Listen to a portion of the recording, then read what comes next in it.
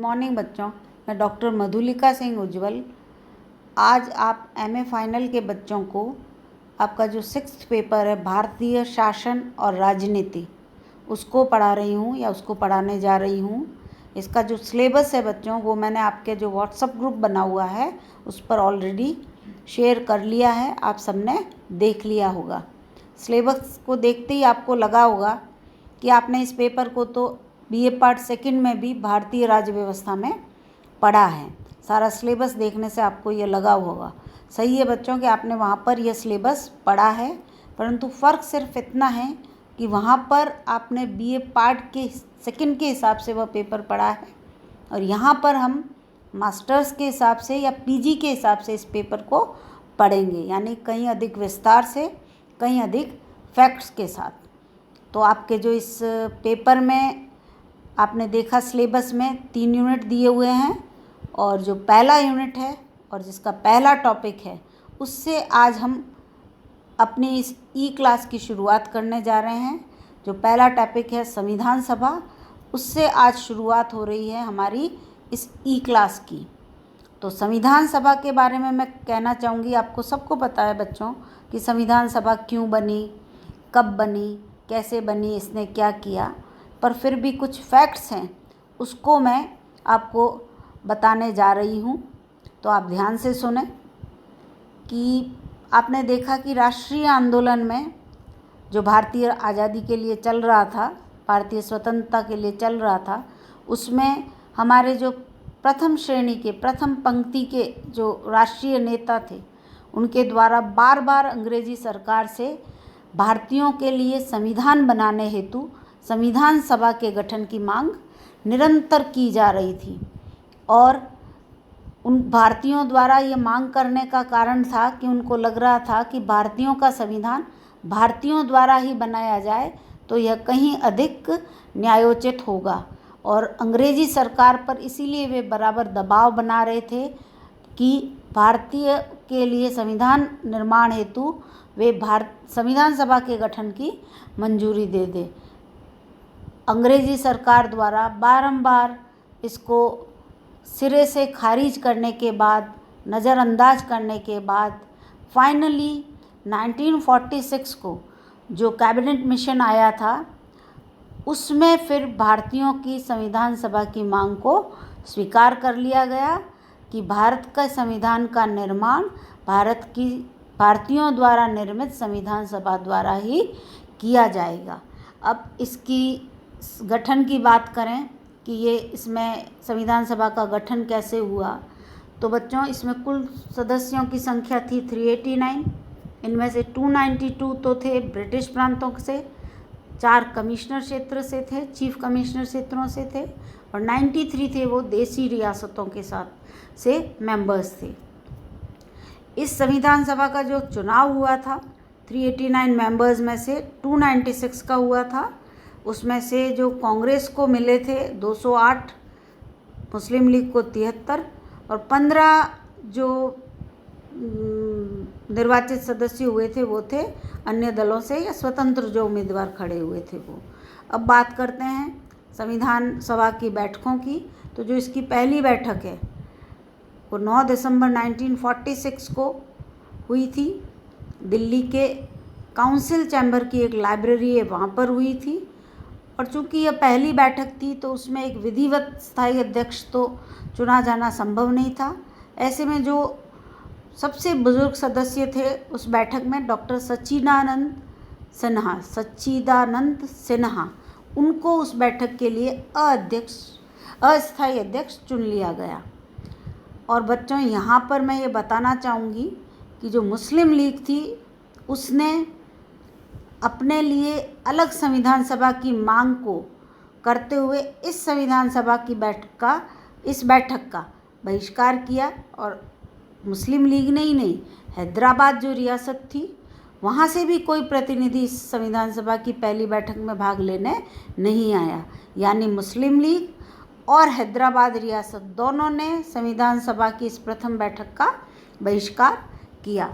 अब बात करते हैं कि आपके मन में होगा कि जो भी ये संविधान सभा में संगठित की गई थी, जो भी प्रतिनिधित्व दिया गया था वो कैसे मिला।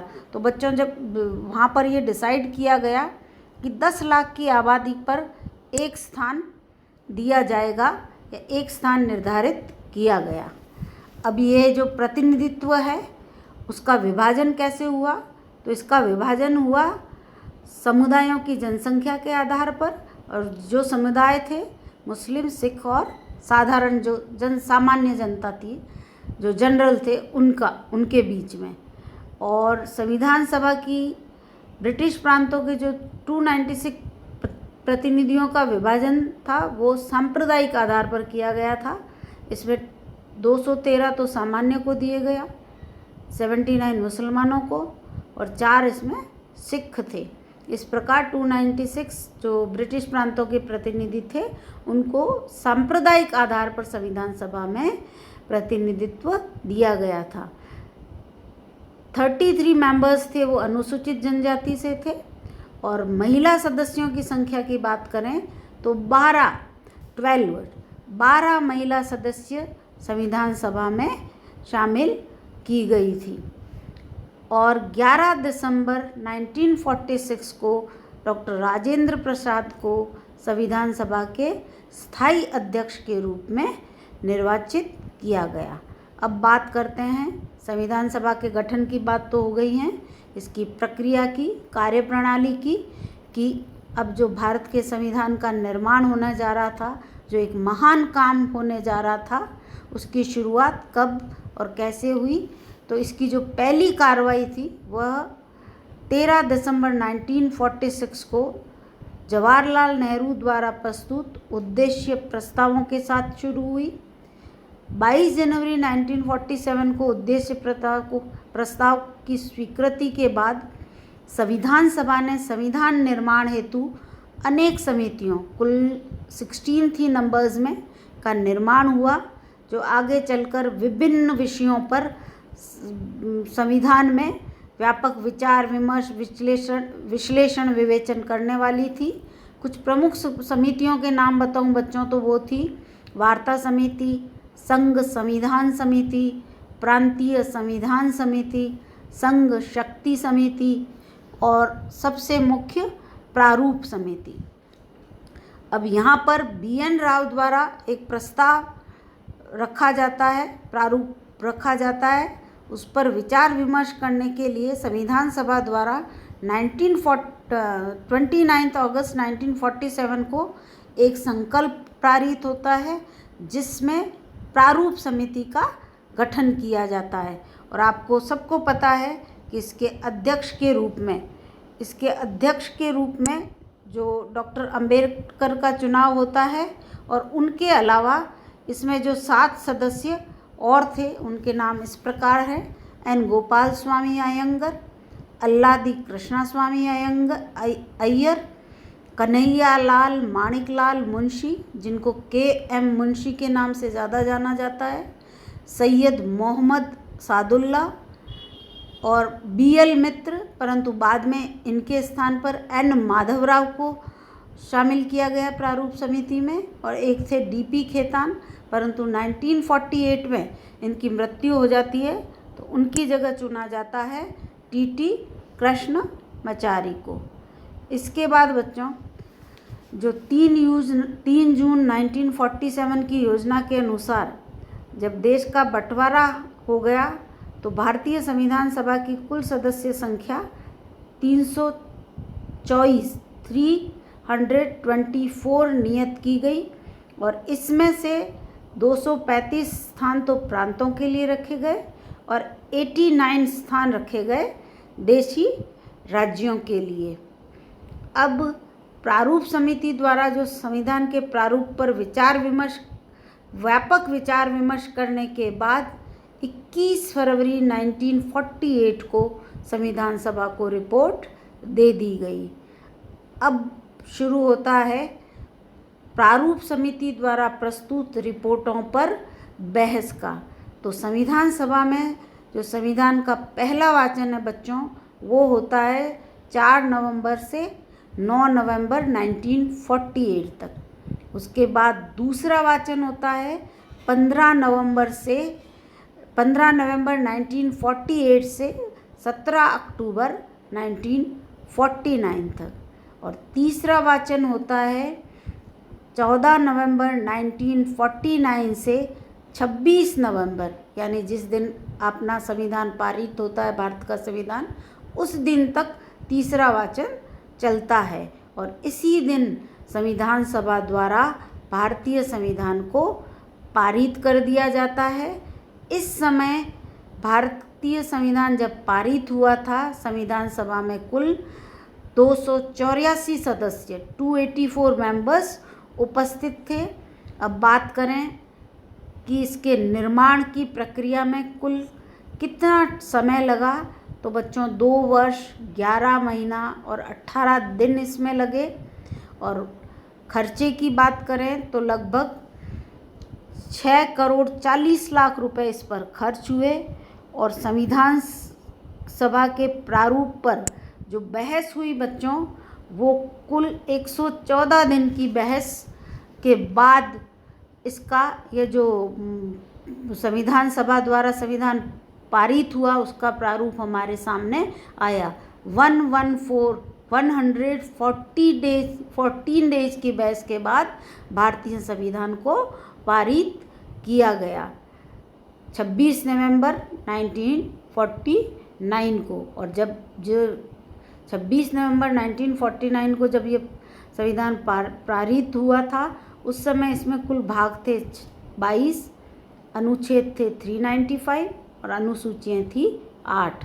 एक बार आप फिर सुन लीजिए कि 26 नवंबर 1949 को जब हमारा संविधान पारित किया गया था, उस समय इसमें कुल 22 भाग, 395 अनुच्छेद और 8 अनुसूचियाँ थी।